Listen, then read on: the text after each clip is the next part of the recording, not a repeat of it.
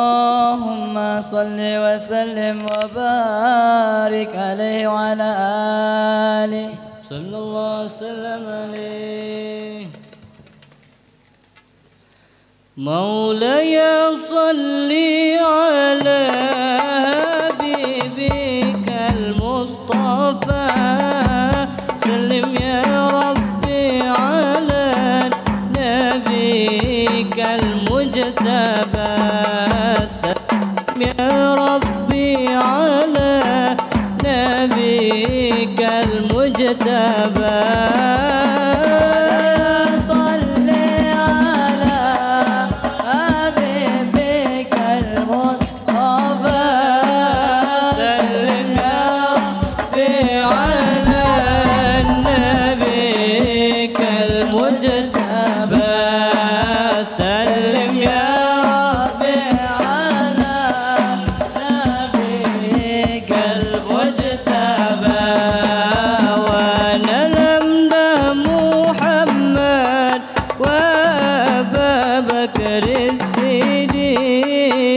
خير الصديق الصديق سيد الخلفاء نرجو من المولى أنعم لنا بشفاء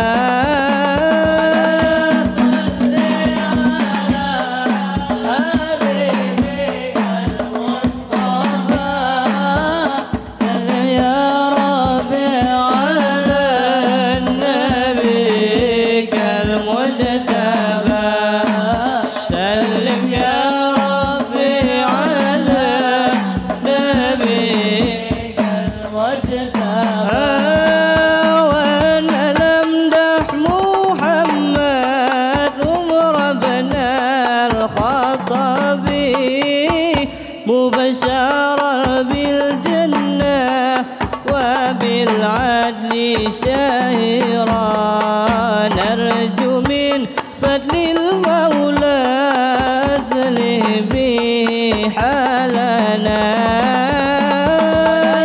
صل على حبيبك المصطفى سلم يا ربي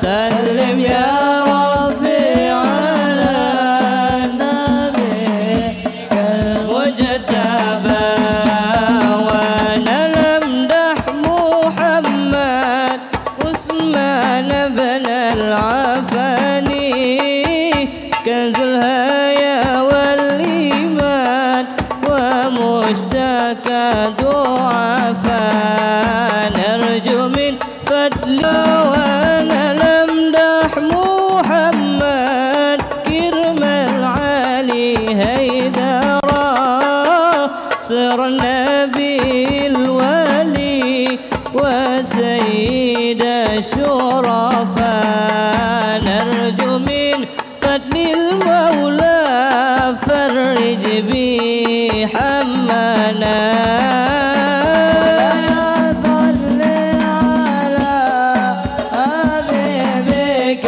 المصطفى سلم يا ربي على نبيك المجتبى سلم يا ربي على نبيك المجتبى البشير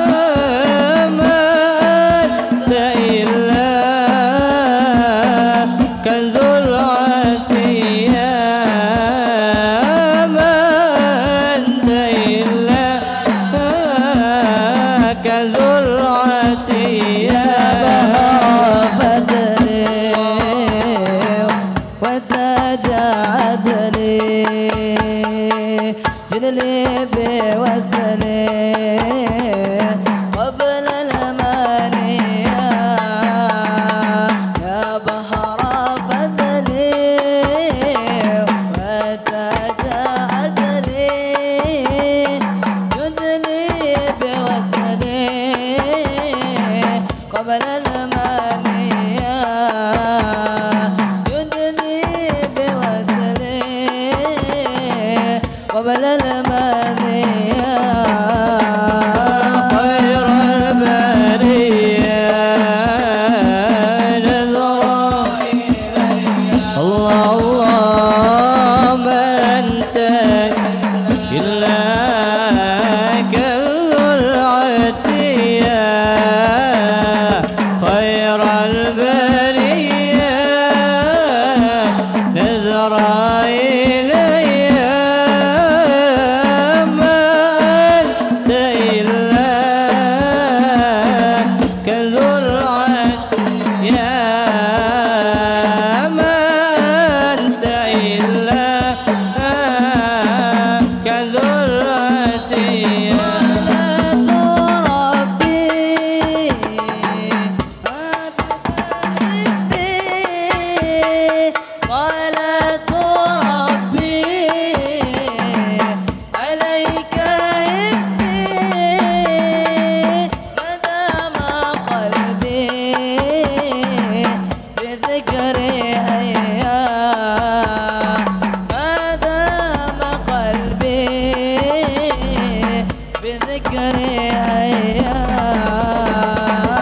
خير البرية نظرة إليها ما أنت إلا كذو العتية ما أنت لا كذو العتية على الدوام كذا سلامي على الدوام إذا صباحي مع العشية إذا صباحي مع العشية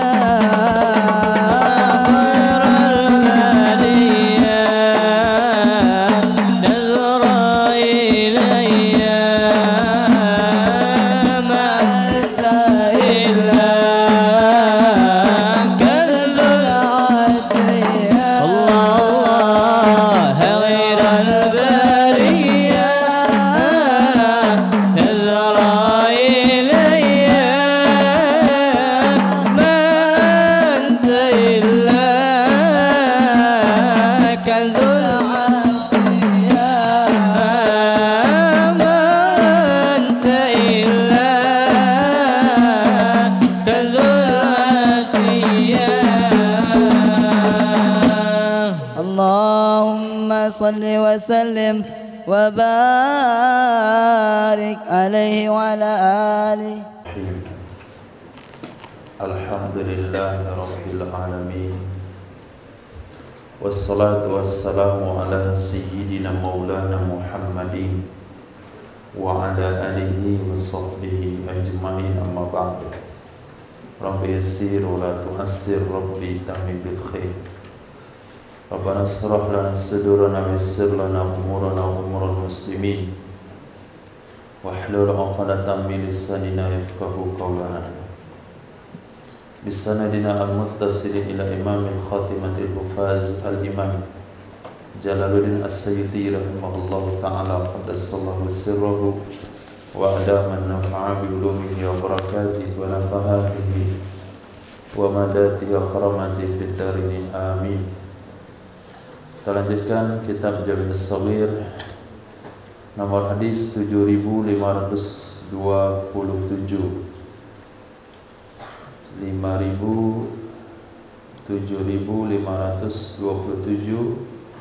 hadis terdapat dalam Musnad Imam Ahmad bin Hanbal dari Sayyidah Aisyah radhiyallahu taala anha, hadis hasan. Baginda Nabi sallallahu alaihi wasallam bersabda, la ya'tiyanna 'alal qadil 'adil, sungguh benar-benar akan datang, sungguh benar-benar akan datang atas qadi yang adil, yaumal kiamati, pada hari kiamat, sa'atun, oleh saat, oleh waktu, yatamanna, yang berangan-angan ia si qadi, annahu, sesungguhnya qadi, lam yaqdi, tidak menghukum, tidak memponis ia qadi, bainas natain, antara dua orang, fi tamratin qattu, pada sebutir korma saja.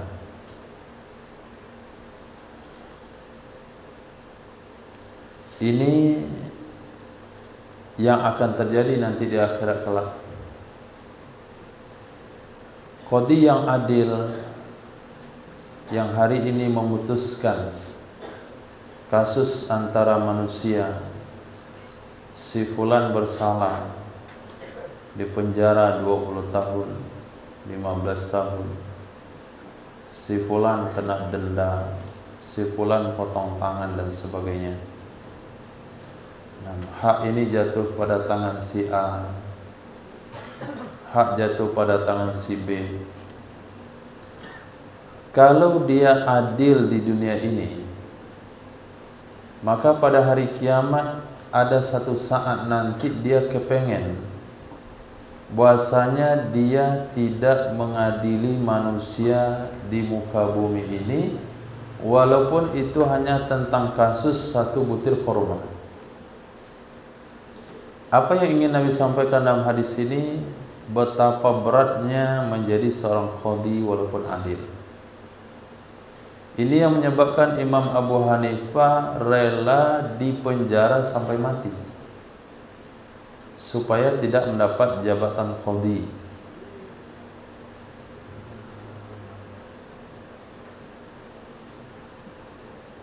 Apalagi kalau sampai qadinya nggak adil. Apalagi kalau keputusannya adalah memberatkan orang yang teraniaya, memberatkan orang yang benar, memenangkan orang salah. Apakah karena disogok, atau karena khawatir, atau karena apa saja. Ini tidak bisa kita bayangkan nasibnya di akhirat kelak.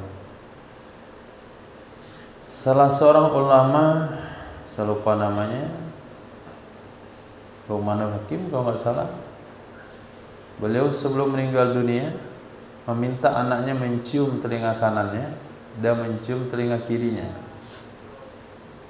Anaknya mencium bau harum dari telinga kiri, bau busuk bau harum di sebelah telinga kanan, bau busuk di telinga kiri. Kata ayahnya, bagaimanapun kamu janganlah jadi qadi, karena walaupun kamu adil, pasti akan mendengarkan aib manusia, pasti akan mendengarkan kekurangan-kekurangan manusia. Memang diringankan, memang diberikan toleransi oleh agama mendengar ghibah untuk diputuskan sebuah hukum, tapi tetap saja mendengar kejelekan orang lain. Maka faktor itulah telinga kirinya berbau busuk. Jangan jadi qadi, jangan jadi KUA, jangan jadi apalagi jadi MA, Mahkamah Agung, atau MK, Mahkamah Konstitusi, atau apa saja. Nah, itu hadis ancaman. La ya'tiyanna 'alan nasi sungguh benar-benar akan terjadi, sungguh benar-benar akan datang. La lam taukid bermakna sungguh. Nun tasdid di belakang namanya nun taukid tsaqila, maknanya benar-benar. Sungguh benar-benar akan datang. Alan nasi, atas manusia, zamanun oleh zaman, oleh masa, yukadzabu fihi shadiq, dibantah, didustakan, tidak dipercayai padanya zaman akan orang jujur. Wa yusaddaqu fihil kadzib, dan akan dibenarkan, akan diterima omongan, fihi padanya zaman, akan orang bohong. Wa yukhawwanu fihil amin, dan akan dikhianati padanya zaman, akan orang terpercaya. Wa yu'tamanul khaun, dan akan dipercaya akan para pengkhianat. Khaun itu menggunakan lafaz amsilah mubalaghah, orang yang sangat berkhianat, orang yang banyak berkhianat. Wa yashhadul mar'u wa lam yustashhad, dan memberikan kesaksian oleh seseorang padahal dia tidak diminta memberikan kesaksian. Wa yahlifu wa illam yustahlaf, seseorang akan bersumpah walaupun tidak diminta bersumpah. Wa yakunu as'adun nas bid dunya, dan adalah orang yang paling beruntung, orang yang paling berbahagia dengan dunia adalah Luka bin Luka. Nah, Luka bin Luka itu bukan nama orang. Luka itu penggunaan kosakata awal kepada budak sahaya, tapi dipindahkan kepada orang bodoh. Yang sangat berbahagia di dunia adalah orang bodoh bin orang bodoh. La yu'minu billahi wa rasulih, yang tidak beriman dengan Allah dan Rasulnya. Hadis hasan. Zaman itu telah tiba. Ketika itu Nabi sabdakan akan datang, tapi hari ini terjemahan hadis ini bukan akan datang, tapi telah datang. Telah tiba zaman yang Nabi sebutkan, orang yang menyampaikan kebenaran dianggap pembohong. Orang yang menyampaikan kebohongan dianggap benar. Orang yang jujur terpercaya dicurigai, dikhianati. Orang-orang yang sudah jelas berkhianat tetap saja dipercayai. Sudah kena tipu masih dipilih. Nah, itu dah tiba zaman. Kemudian orang muda memberikan kesaksian padahal tidak minta memberikan kesaksian. Memberikan komentar tidak diminta komentarnya. Dia bersumpah atas apa yang dia ucapkan padahal dia tidak diminta bersumpah. Dan orang yang paling bahagia dalam kehidupan dunia bukan seorang yang punya ilmu, tapi orang bodoh bin orang bodoh. Lihat hari ini, orang yang mencari uang dan pendidikan itu belum tentu dapat uang yang banyak. Tapi kalau mau berbuat bodoh, makan banyak, videoin, nah dapat uang. Lari-lari kayak orang gila, nah, baru dapat uang. Itu nama Nabi disatakan Luka bin Luka. Sampai yang tua-tua joget-joget. Dulu Jangan kamu berjoget ya, lihat anaknya joget saja mengamuk orang dulu. Ini dia depan anaknya joget. Nah, anak sama bapak joget-joget. Ikut dengan neneknya sekalian, satu keluarga. Itu namanya Nabi sabdakan luka bil luka. Orang bodoh bin orang bodoh, enggak ada lagi rasa malu antara anak dan bapak, antara anak dan ibu, antara cucu dan nenek.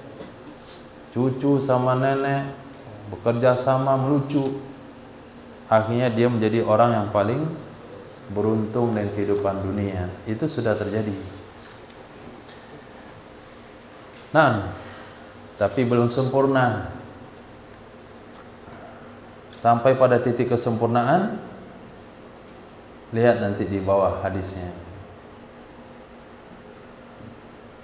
Apa kata Nabi sallallahu alaihi wasallam dalam hadis riwayat Imam Bukhari Muslim dari sana Abu Musa Asy'ari radhiyallahu an, la ya'tiyanna, sungguh benar-benar akan tiba atas manusia zamanun, oleh zaman, oleh masa, yatufur rajulu, yang akan berkeliling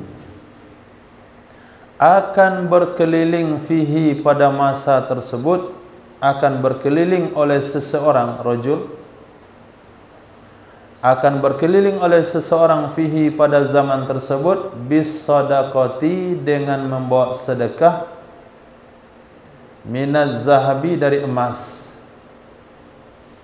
Summa la yajidu, kemudian dia tidak mendapatkan, ahadan, akan seseorang, ya'khudhuha minhu, yang akan mengambil akannya sedekah darinya orang tersebut.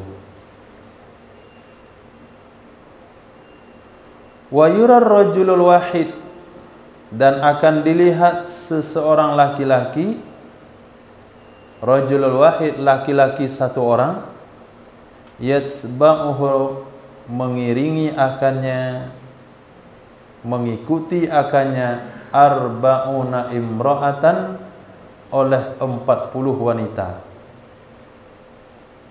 Yaluzna bih, mereka menikmati, mendapatkan kenikmatan dengannya satu laki-laki. Kenapa bisa 40 orang satu laki-lakinya? Min qillatir rijal wa kasratin nisa, dari karena sedikit jumlah laki-laki dan banyak jumlah wanita. Nah, nanti kita jelaskan setelah azan insyaallah. Mazin.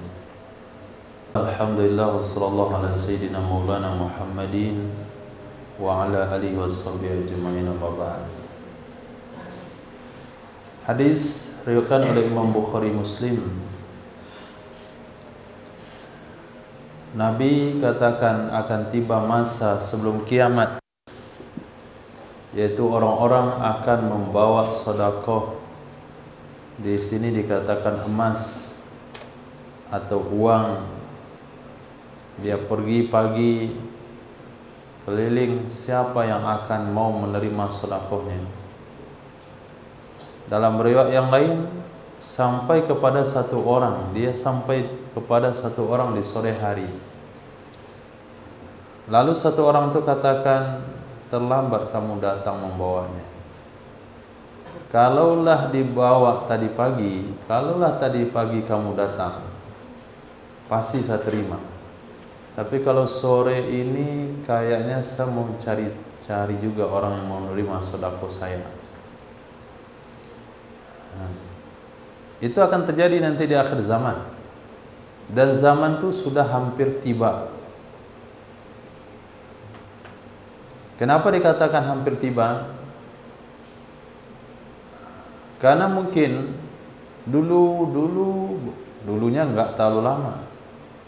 Paling 20 tahun yang lalu misalnya, atau 30 tahun yang lalu dengan hari ini, itu perubahan daripada apa yang seseorang makan, apa yang seseorang dapatkan, itu lebih mudah. Nah, begitu juga kehidupan antum di pondok. Ada bahasa, oh nggak sanggup lagi. Nah, makanlah, oh nggak sanggup lagi. Itu nggak ada dalam sejarah pondok pesantren itu bahasa nggak sanggup lagi. Sekarang masa itu sudah ada di pondok.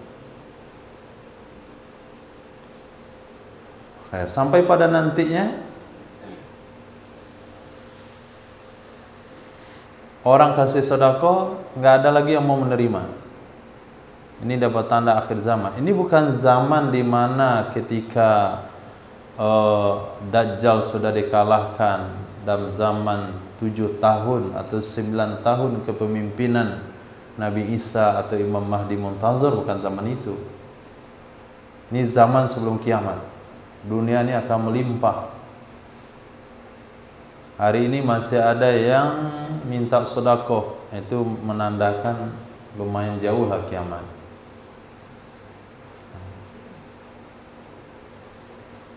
Mungkin di daerah kita yang mungkin masih sulit untuk mencari orang-orang dermawan. Tapi di daerah Arab misalnya, itu justru mereka bingung mau memberikan sumbangannya kemana. Tapi dia nggak tahu ada yang diperlukan di Indonesia, nah atau di tempat-tempat yang lain. Khair.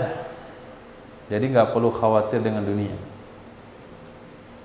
Yang kedua, satu saat nanti satu orang laki-laki itu berbanding dengan 40 wanita. Bukan dia nikah dengan 40 wanita, bukan. Lewat aja satu laki-laki itu wanita satu kampung keluar melihatnya. Nah, itu udah cukup dia itu. Cukup dia lihat, dia sudah menikmatinya. Nah, karena laki-laki waktu itu adalah makhluk langka. Wanita banyak. Kayaknya kalau kita lihat di Darul Hijrah masih lama kiamat. Nah, putra masih banyak pada putri. Tapi standarnya bukan di pondok. Di tempat-tempat secara umum. Min qillatir rajul wa kasratin nisa. Jadi dua kebimbangan yang ada pada diri antum pada hari ini nggak perlu dibimbangkan setelah baca hadis ini. Nah, nggak kuliah, nggak ada ijazah, mana cari uang. Baca hadis ini baik-baik. Dunia itu akan melimpah ruah sampai tidak ada yang mau terima sedekah. Nanti nggak punya uang, nggak ada pekerjaan, sama kawin sama siapa? Baca lagi hadis ini. Satu laki-laki berbanding dengan 40 perempuan. Hadis riwayat Imam Bukhari dan Muslim. Hadis berikutnya, ini semua hadis tentang cerita akhir zaman. La ya'tiyanna 'alan nas, sungguh benar-benar akan tiba masanya, akan datang di atas manusia oleh zaman atau waktu, la yubalil mar'u bima akhazal mal, tidak peduli oleh seseorang. La yubalil mar'u, tidak peduli oleh seseorang, bima akhaza al-mala, dengan sesuatu yang ia akan ambil harta. Dengan sesuatu yang ia mengambil harta, a min halalin au min harami, apakah dari sumber halal atau dari sumber haram. Hadis terdapat dalam Musnad Imam Ahmad bin Hanbal dan Imam Bukhari dari Sayyidina Abi Hurairah radhiyallahu anhu. Nah, zaman ini terjadi sebelum zaman di atas.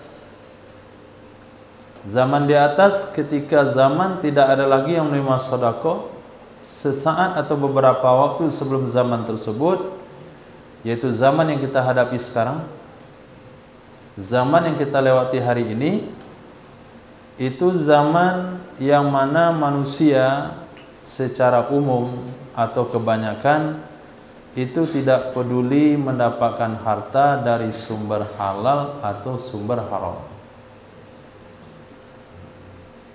Yang punya pengetahuan agama tentang hal tersebut ada yang berusaha menghalalkan, mencari dalil-dalil penghalalannya.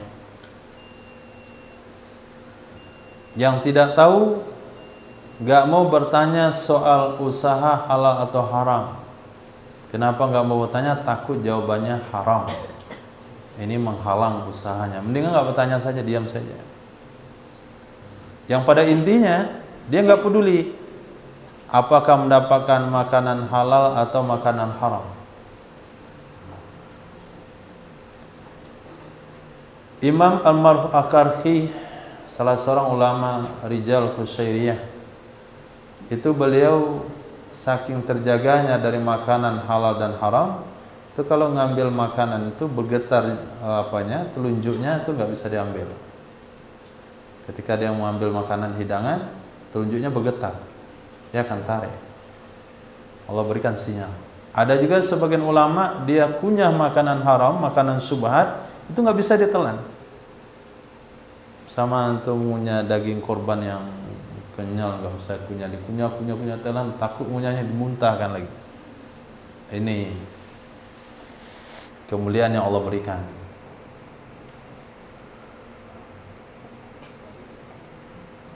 Ini dah jelas saya sumbernya haram, dia nggak peduli halal ke haram, nggak peduli, sampai keluar peribahasa yang haram aja susah, apalagi yang halal. Ini berbahaya. Khair. Dan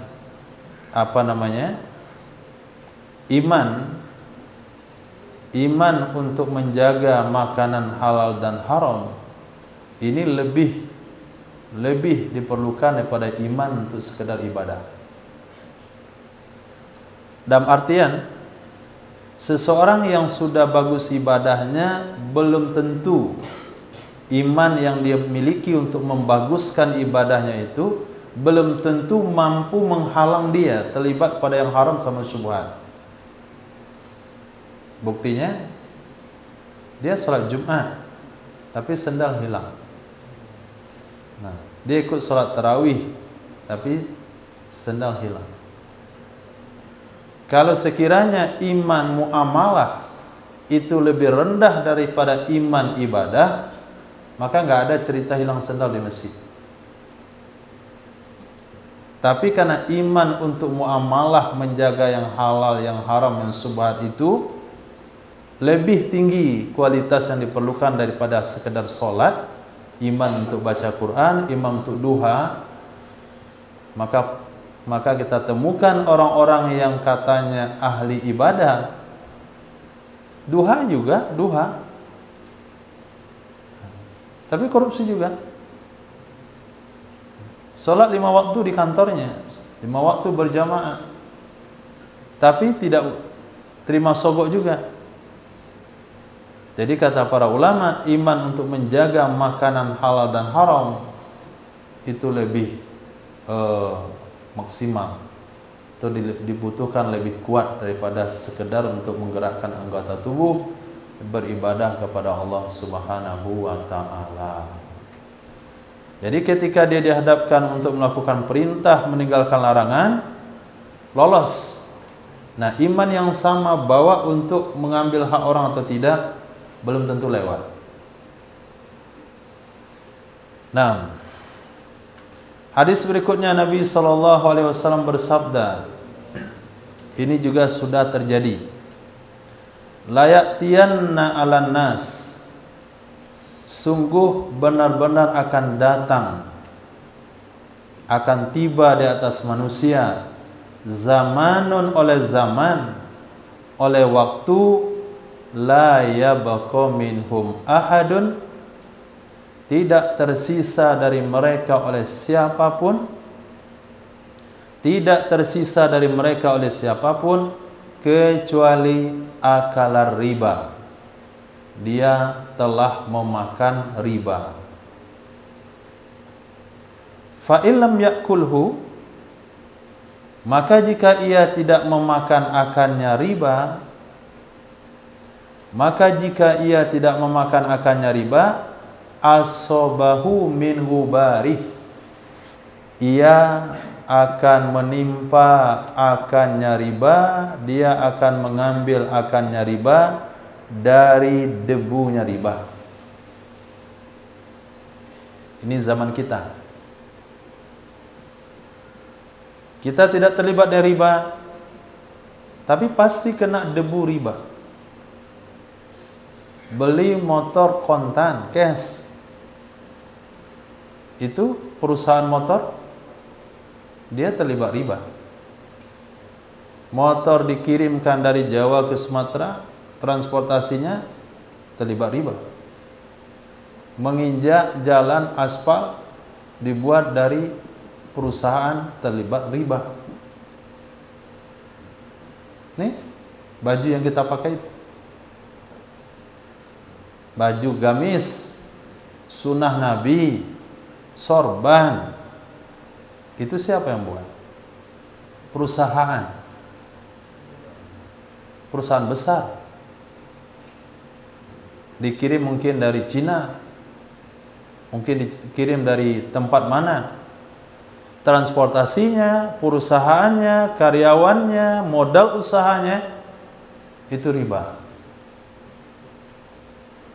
Di zaman kita sekarang, sama kan padi saya tanam sendiri, jagung tanam sendiri, listrik kipas angin, karpet, semen, keramik. Oh enggak, saya dari kayu rumahnya. Sinso itu kan dibuat di pabrik yang terlibat riba. Oh dia pakai gergaji, dia buat sendiri. Fair. Enggak mungkin lari pada riba pada hari ini. Itu kena debu, dan itu sudah tiba di zaman kita. Oke, yang kena debu riba Allah tidak ambil hukum, tapi yang terlibat dengan riba yang Allah ambil hukum. Maka setiap saat dan waktu tidak ada yang lebih pantas melainkan istighfar. Baca Quran, ini kitab. Ini kan kitab semua yang isi hadis Nabi.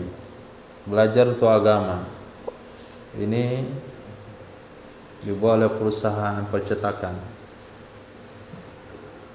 Dia bikin mesin sendiri? Enggak, mesinnya dia beli. Mesinnya dia beli, minyaknya dia beli, semua pergerakannya dan peralatannya dibeli, yang diproduksi oleh perusahaan yang terlibat dengan riba. Ini maknanya terkena debu riba yang kita tidak mungkin mengelak darinya. Hadis sahih. Hadis berikutnya, la ya'tiyanna ala ummati, sungguh benar-benar akan datang di atas umatku, sungguh benar-benar akan tiba di atas umatku oleh keadaan, oleh kondisi ata ala Bani Israel, yang pernah berlaku atas umat Bani Israel. Hazwan na'al bin na'al, sejajar sendal dengan sendal. Nah, hazwa sejajar, na'al sendal, bin na'al dengan sendal. Sejajar sendal dengan sendal. Tafakuf. Apa maksudnya sejajar sendal dengan sendal? Zahran.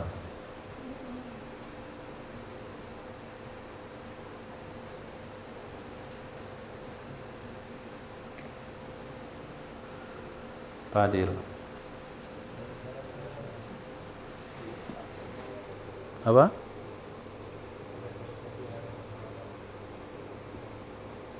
Hah?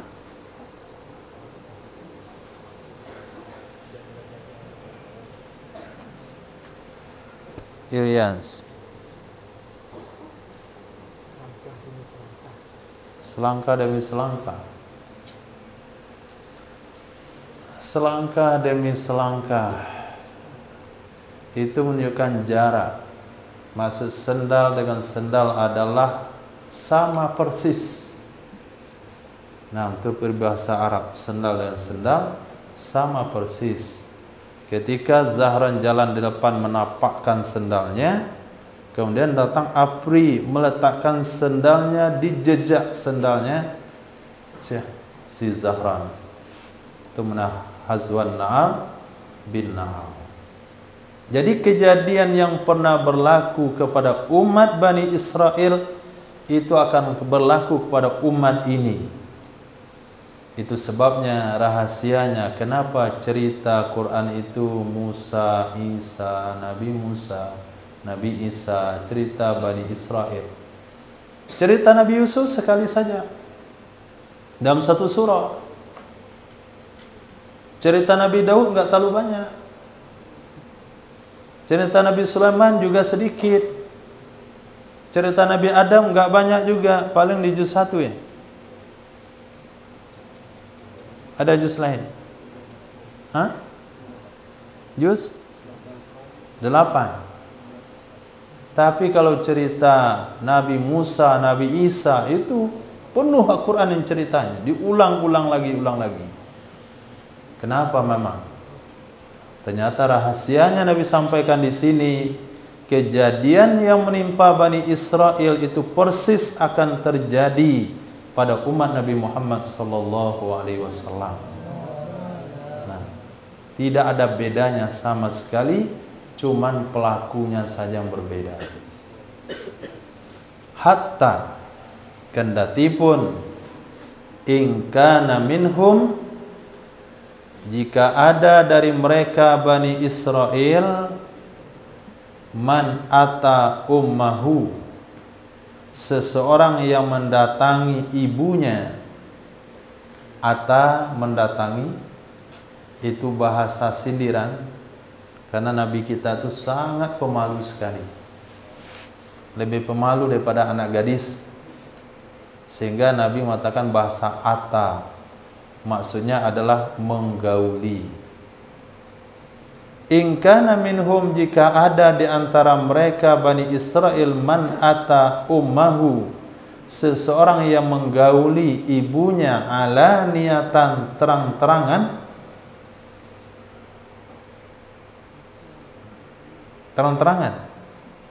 dinikahkan oleh KUA, nikah anak sama ibu, buat pestanya, datang juga nenek mama hadir.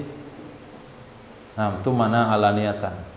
Kalau itu pernah terjadi di zaman Bani Israel, lakana fi ummati mayasna'u dzalik, sungguh akan terjadi pada umatku orang yang akan melakukan hal demikian. Sungguh akan terjadi pada umatku orang yang melakukan hal demikian. Kalau hari ini baru kita dengar diam-diam, artinya pemerkosaan, perzinahan antara ibu dan anak laki-laki, bapak dan anak perempuan, saudara kandung dan saudari, itu baru terjadi tingkat kepada pelanggaran atau ketidaksengajaan atau karena faktor apa saja. Yang jelas mereka masih menutupinya. Tapi satu saat nanti itu akan dibuat akad nikahnya.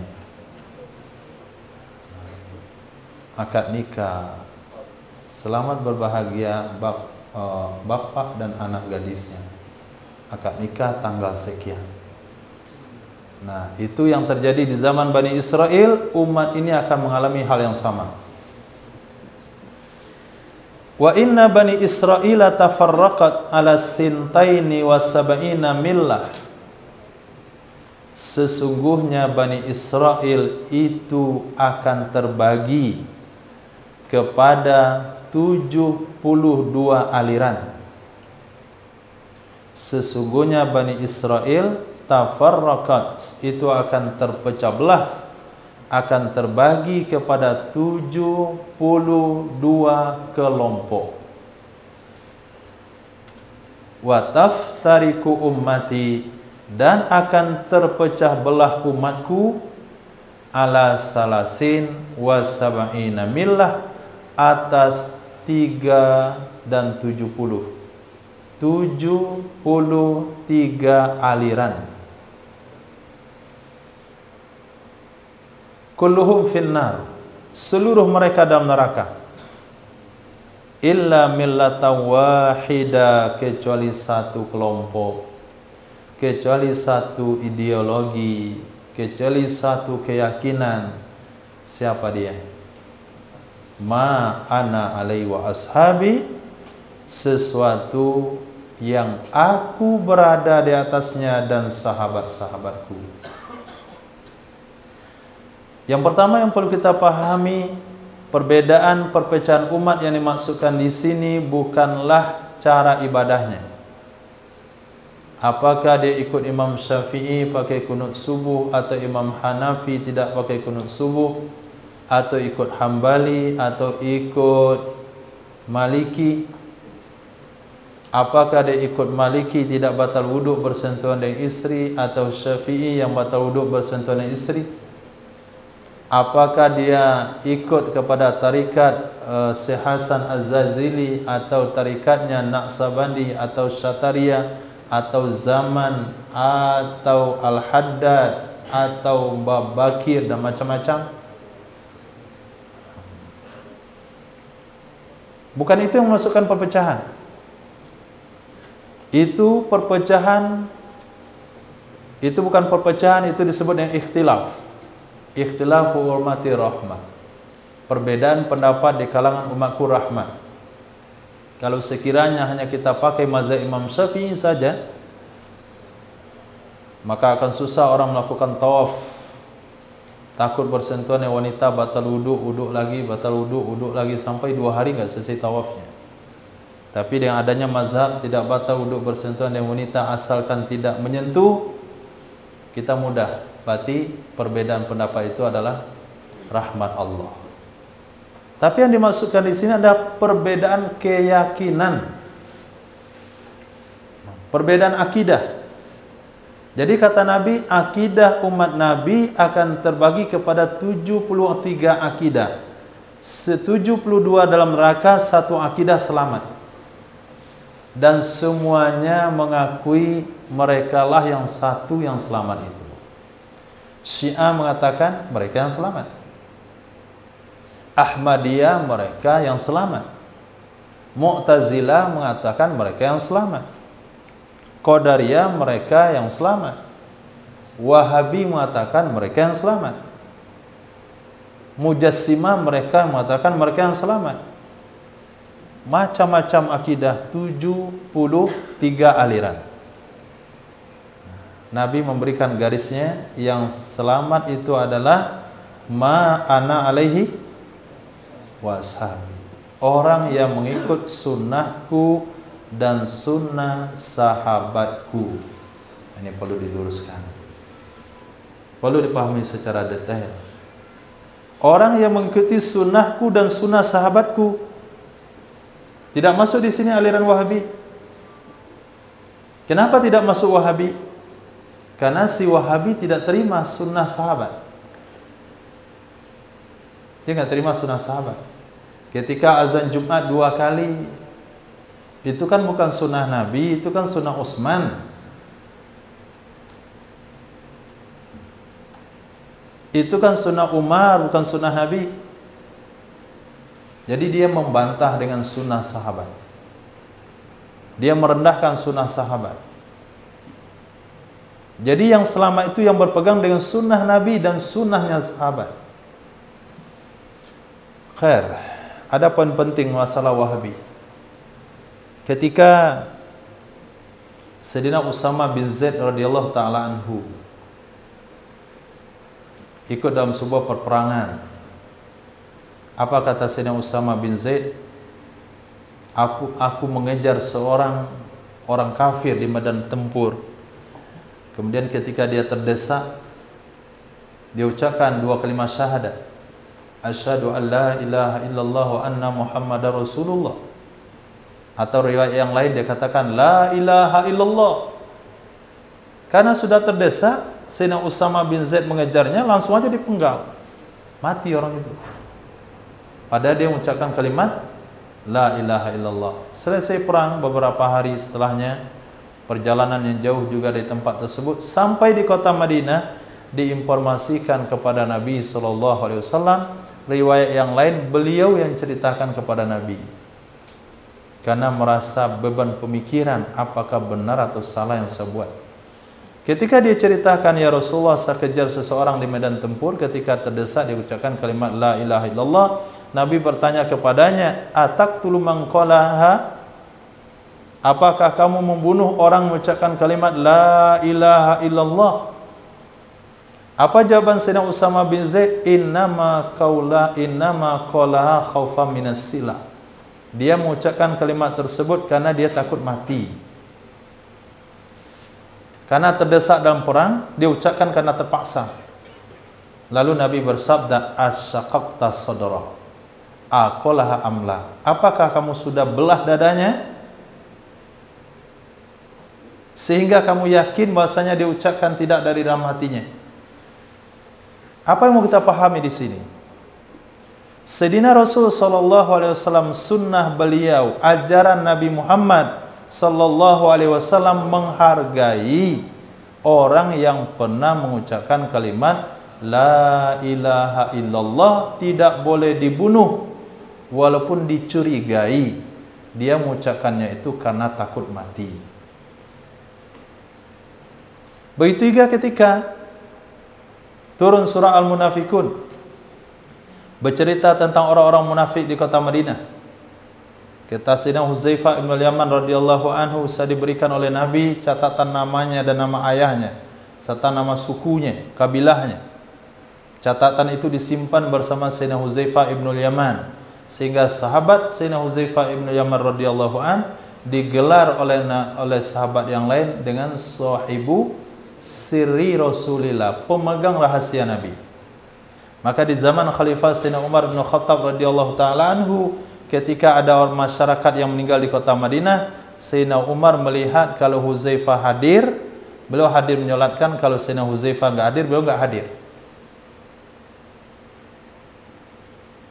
Lalu ketika itu diusulkan oleh sahabat, kalau begitu wahai Nabi, kita bunuh saja orang-orang munafik itu. Karena dia musuh dan selimut. Salat zuhur dia berjamaah ke masjid, salat asar berjamaah, salat maghrib berjamaah, salat isya sama subuh saja yang salat di rumah dia. Dia bergabung dengan Nabi tapi hatinya tidak beriman, dibongkar rahasianya oleh Allah dengan satu surah Munafikun. Nabi katakan, apa kata orang-orang nanti saat Muhammad membunuh kawan-kawannya sendiri? Nabi sabdakan, nahnu nahkumu bidzawahir wallahu yatawallas sarair. Kita menghukum di luarnya saja. Kita tidak berhak dengan hati seseorang, apakah dia benar betul-betul beriman atau tidak beriman, kita nggak tahu. Saya paham sampai di situ. Nah, poin pentingnya adalah akidah ini, metodeh dan akhlak ini tidak ada di kalangan Wahabi. Kenapa tidak ada? Dia menuduh kafir kepada orang yang sholat berjamaah di masjid, yang sudah pernah haji, sudah pernah umroh, puasa bulan Ramadan, kemudian dari nenek moyangnya masuk Islam, dia berani tuduh orang itu kafir hanya gara-gara ziarah kubur Wali Songo. Dia berani tuduh orang itu kafir hanya gara-gara datang ke ulaan, datang ziarah kubur Syekh Burhanuddin, lalu angkat tangan doa menghadap kubur. Hanya dengan semata-mata angkat tangan menghadap kubur, itu mereka sudah bisa memvonis orang kafir. Itu poinnya, tapakuh. Maka Habib Ahmad Zaini Dahlan, bukan Ahmad Zaini ya? Hah? Apa ya? Apa? Zaini Dahlan, enggak pakai Ahmad. Dalam kitab yang sudah dibaca 3 hari 3 malam, Durarus Saniyah fi Raddi ala Wahabiyah itu salah satu poin yang diangkat di sana. Kenapa? Karena mereka menuduh orang yang doa ngadap kubur, dikira minta ke kubur. Maka beliau muat dalam kitab Durarus Saniyah dalil-dalil bahasanya diperintahkan ziarah kubur itu menghadap ke kubur. Itu maka ada poin itu dibahas di sana. Khair. Nah, hati-hati dengan akidah tersebut. Kenapa? Karena mereka mengatakan Tuhan punya tempat, Tuhan duduk di arsy. Mereka mengatakan Tuhan punya tangan. Mereka katakan Tuhan punya kaki, Tuhan punya mata, Tuhan punya tangan dan kedua tangannya tangan kanan. Nah, itu akidah si Wahabi. Maka sepakat ulama mengatakan Wahabi akidahnya telah keluar daripada akidah Ahlussunnah wal Jamaah. Jadi dia tidak termasuk aliran yang selamat. Karena yang selamat itu ma'ana wa alaihi wa ashabi. Boleh kita baca beberapa hadis Nabi berkaitan dengan akidah, termasuk dalam akidah Ahlussunnah wal Jamaah yang mengatakan wallahu khalaqakum wa ma ta'malun. Allah yang menciptakan kalian dan Allah menciptakan yang kalian lakukan. Menurut akidah Ahlussunnah wal Jamaah, kita makhluk itu tidak punya perbuatan. Tidak punya perbuatan. Jadi tidak ada hasil perbuatan yang dihasilkan oleh makhluk. Semuanya adalah hasil kudrah dari Allah Subhanahu wa taala. Kalaulah ada makhluk yang menghasilkan perbuatan, berarti ada sekutunya Allah, sama-sama bisa berbuat. Padahal Allah katakan Allahu fa'alu lima yurid. Maha berbuat itu hanya Allah Subhanahu wa taala, yang lain tidak. Jadi ketika kita melangkah pada saat itulah kudrah Allah berikan kepada kita untuk melangkah. Akidah ini tidak ada pada Wahabi. Dari ucapan mereka boleh bertawasul dengan orang hidup, tidak boleh bertawasul dengan orang meninggal. Nah, dengan orang hidup boleh bertawasul, dengan orang meninggal tidak boleh. Berarti mereka telah menisbahkan fi'il kepada orang hidup dan menafikan fi'il kepada orang meninggal. Menisbahkan fi'il dan af'al kepada makhluk hidup, ini telah keluar daripada akidah Ahlussunnah wal Jamaah. Khair. Bukan babnya sekarang. Kita lanjutkan di hadis berikutnya. Nabi SAW bersabda, liyu'azzin lakum khiyarukum wal ya'ummakum qurra'ukum.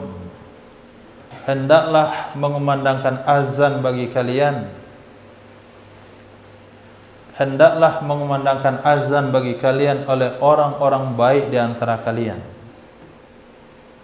Dan hendaklah yang mengimami kalian oleh orang-orang yang hafiz di antara kalian.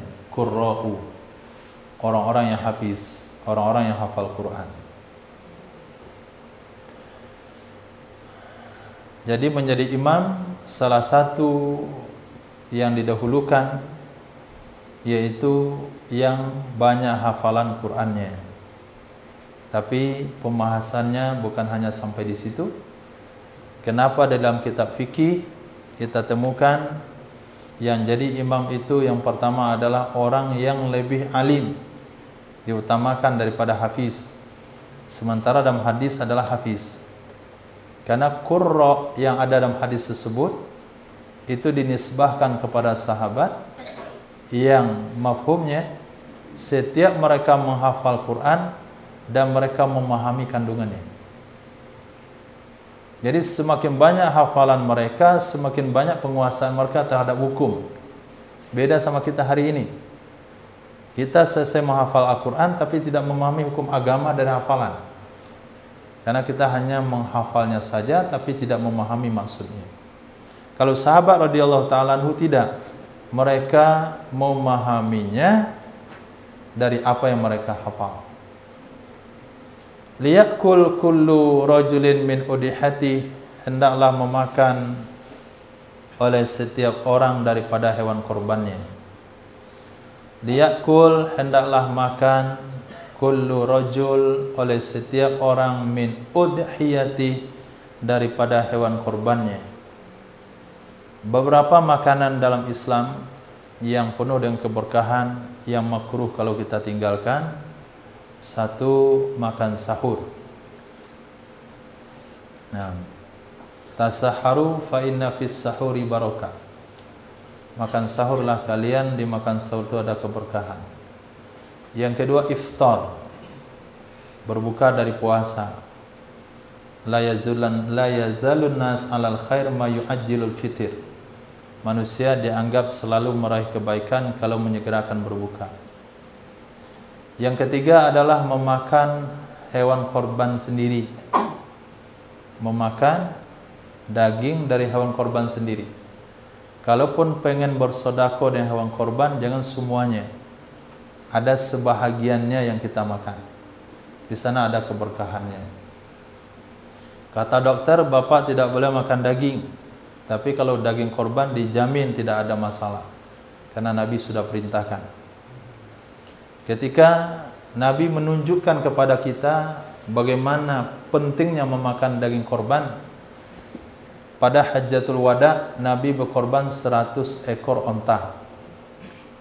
Dan Nabi memerintahkan kepada sahabat mengambil setiap dari 100 ekor onta itu satu potong daging. Setiap satu ekor dari 100 itu satu potong. Sehingga terkumpullah 100 potong daging. Kemudian dimasak dalam suatu tempat, tidak dipisah-pisah. Kemudian Nabi meminum kuah daripada masakan tersebut. Karena tidak mungkin Nabi makan 100 potong.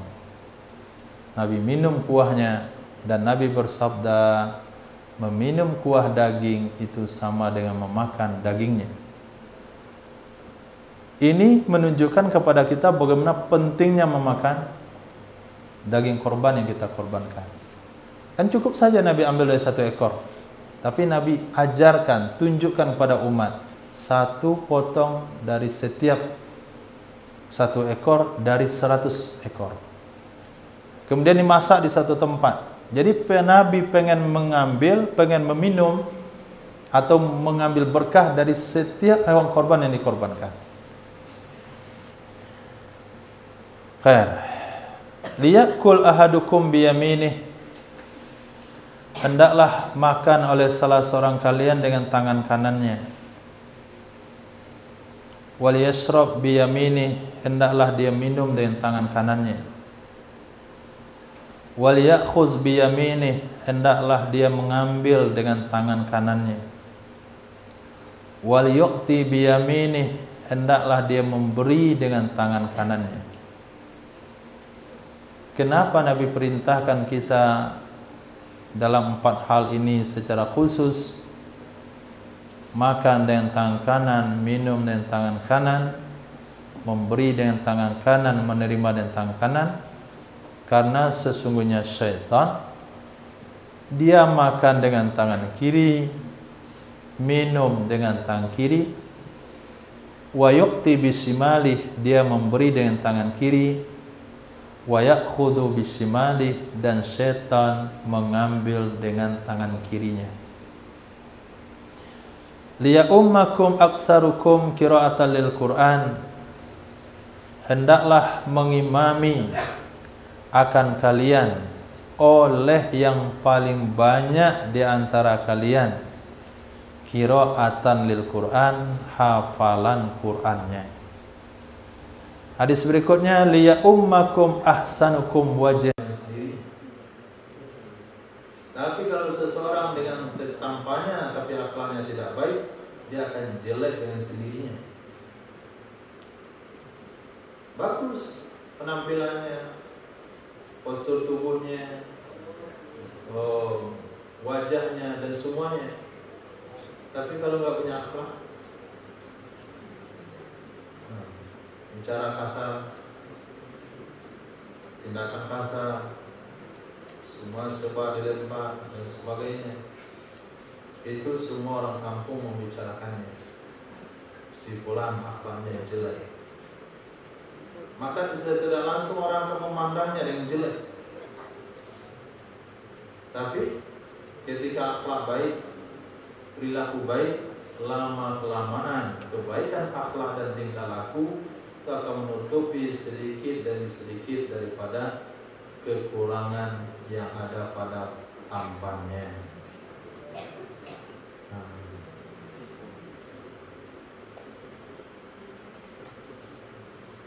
Terakhir,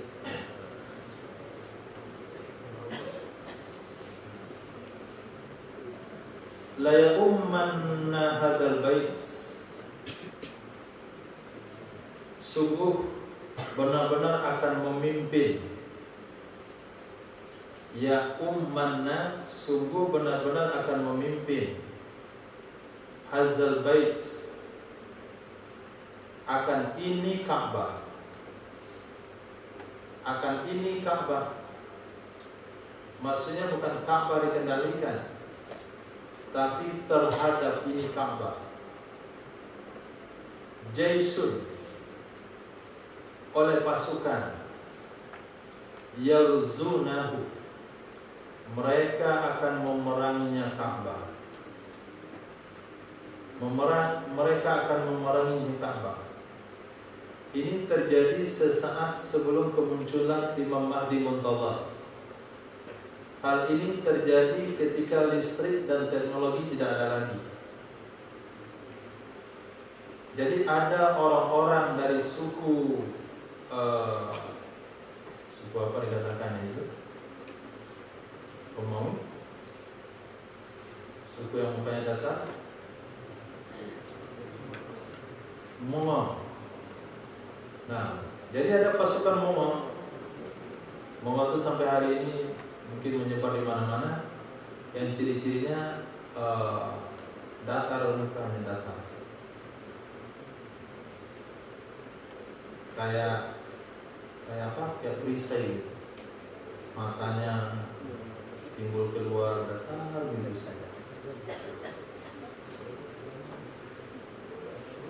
Mereka akan memerangi Ka'bah sehingga idza kanu bi Baidah, ketika mereka berada di wilayah Baidah. Baidah adalah sebuah wilayah antara Makkah Madinah, minal ardi, dari bumi, yukhsafu bi awsatihim, akan ditenggelamkan di bagian tengah pasukan mereka. Jadi pasukannya panjang akan menyerang Ka'bah, Allah tenggelamkan dulu bagian tengah ke dalam bumi, sehingga terpisahlah jarak antara bagian belakang dengan bagian depan. Wa yunadi awwaluhum akhirahum, dan memanggil oleh pasukan bagian depan mereka akan pasukan bagian belakang mereka dengan menggunakan bahasa memanggil, bukan bahasa bicara, tapi bahasa memanggil. Berarti jarak antara bagian depan dengan bagian belakang itu sudah jauh sekali. Sementara mereka pasukan yang berbaris panjang. Ini menggambarkan bagaimana panjangnya rombongan tersebut. Sehingga kalau tenggelam bagian tengahnya, bagian depan sama belakang harus memanggil dengan jarak yang jauh. Summa yukhsafu bihim, kemudian ditenggelamkan juga mereka, pasukan depan dan pasukan belakang. Fala yabqa, maka tidak ada yang tersisa kecuali seseorang bernama Syarif. Nah, satu orang dalam pasukan itu namanya Syarif, itu yang tersisa. Untuk apa disisakan oleh Allah? Yukhbiru anhu, supaya dia menceritakan tentang rombongan itu. Hadis riwayat Imam Muslim, Imam Ahmad bin Hanbal, Imam Nasai, Imam Ibnu Majah, dari Sayyidah Hafsah, hadis sahih. Alhamdulillah, perihal hadis ini ditanyakan oleh Sayyidah Aisyah radhiyallahu taala, ya Rasulullah, pasukan yang ditenggelamkan tersebut ada di antaranya tidak tahu tujuan keberangkatannya. Ada di antaranya mereka itu petani, ada peternak, ada orang tidak tahu urusannya. Tapi karena disuruh berangkat, dia berangkat. Lalu apakah mereka akan bermasalah nanti di akhirat kelak? Nabi bersabda, di dunia mereka ditenggelamkan di satu tempat, dan di akhirat kelak mereka akan dibangkit sesuai dengan niat mereka. Ini jawaban bagi musibah yang menimpa umat Islam pada hari ini. Musibah itu tidak memilih antara anak-anak, laki-laki, wanita, jamaah masjid, orang taat, orang soleh, orang yang tidak taat. Semuanya sama rata mati kena badai, kena banjir, jatuh kecelakaan, kena longsor, gempa bumi, tsunami. Semuanya Allah lenyapkan. Padahal di antaranya ada ahli ibadah. Maka kata Nabi SAW, memang mereka ditimpakan musibah yang sama di dunia, tapi di akhirat kelak dibangkit sesuai dengan niat-niat mereka. Khair, insyaallah setelah rombongan ini tenggelam, maka rombongan ini tujuannya adalah mengejar Imam Mahdi Muntadhar. Kemudian Imam Mahdi akan pergi ke Makkah dan akan berdiri antara maqam dan pintu Ka'bah, yaitu di Multazam, antara Hajar dan Maqam. Kemudian akan dibaiat oleh kaum muslimin.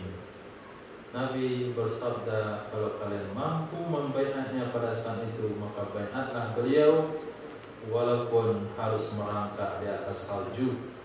Ini menunjukkan bahasanya Jaziratul Arab pada saat itu sudah dituruni oleh salju, dan tidak ada lagi alat transportasi melainkan kembali kepada kendaraan di zaman Nabi Sallallahu Alaihi Wasallam. Baik, insyaallah kita cukupkan sampai di sini. Mungkin ada pertanyaan dari bapak-bapak itu semua.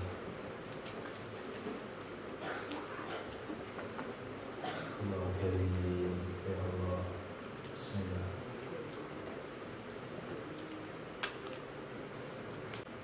Bismillah, Assalamualaikum warahmatullahi wabarakatuh. Assalamualaikum warahmatullahi wabarakatuh. Mau bertanya tentang pembagian zakat perdagangan.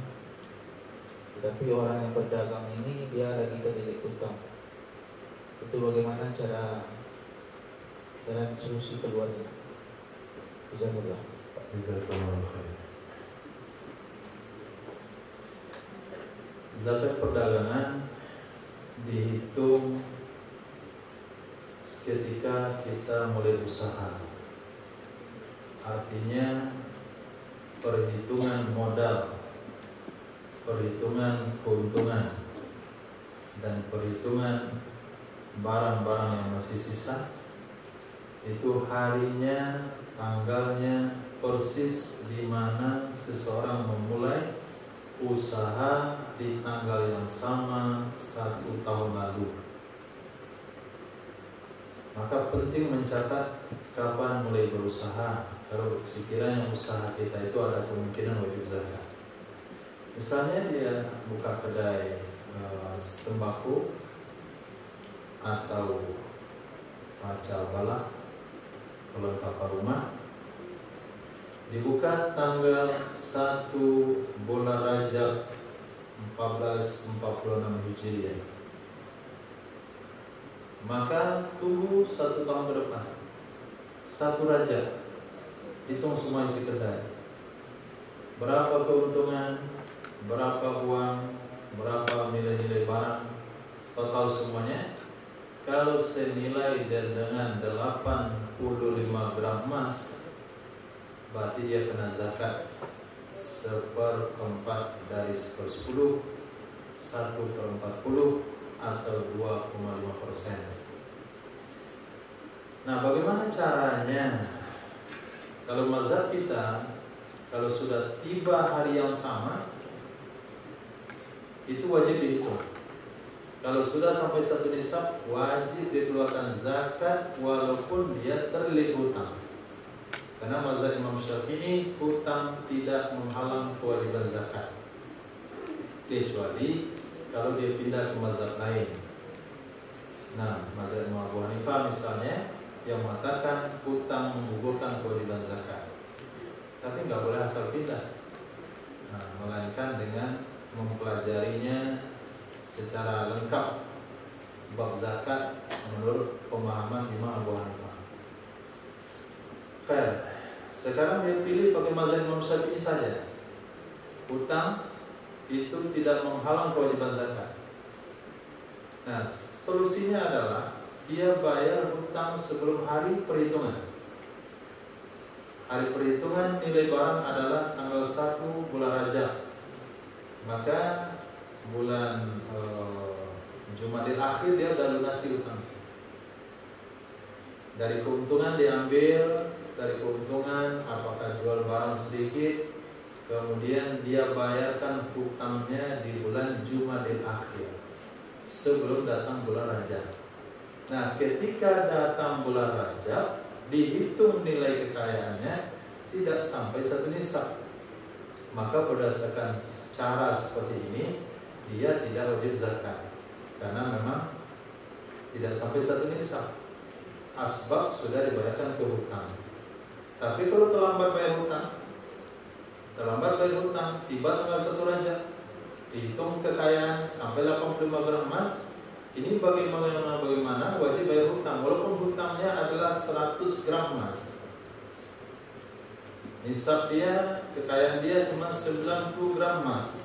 Hutangnya 100 gram emas. Wajib bayar zakat, wajib bayar hutang. Supaya tidak kena hal seperti itu, bayarkan hutang sebelum tiba haul dari perdagangan, dan ini hukumnya boleh, nggak haram. Karena kita bayar hutang, bukan lari dari zakat. Tapi kalau seseorang tujuannya adalah supaya nggak kena zakat, maka hukumnya haram. Misal zakat kambing 40 ekor. Nah, genap 40 ekor 1 tahun, kena zakat 1 ekor.